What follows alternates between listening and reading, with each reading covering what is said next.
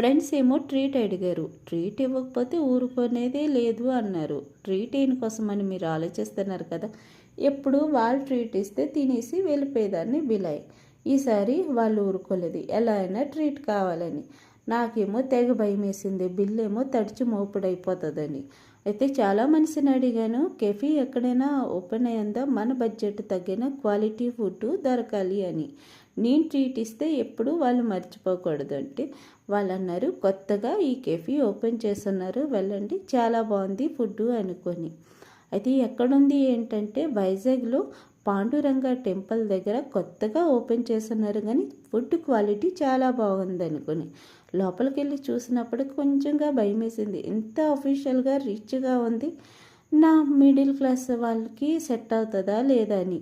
కానీ టెన్షన్ పడే అవసరమే లేదు. ఫుడ్ క్వాలిటీ బాగుంది. మన బడ్జెట్ తగ్గినట్టు కెఫీలోనే పార్టీ ఇచ్చేవచ్చు. చాలా మంది బిజినెస్ డీల్ కోసం ఈ కెఫీకి వస్తున్నారు, ఎందుకంటే వాస్తు బాగుందని.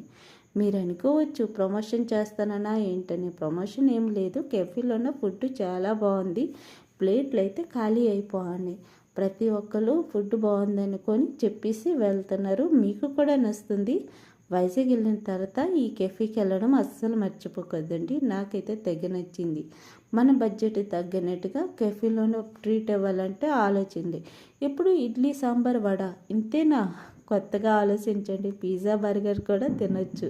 చాలా టేస్టీగా ఉంది. చాలా మనసుకి ఇష్టపడతారు. బిజినెస్ డీల్ ఏమున్నా వాళ్ళు కూడా తెగ ఇష్టపడతారు. అందుకోసమే ఇక్కడ వాస్తు బాగుంది.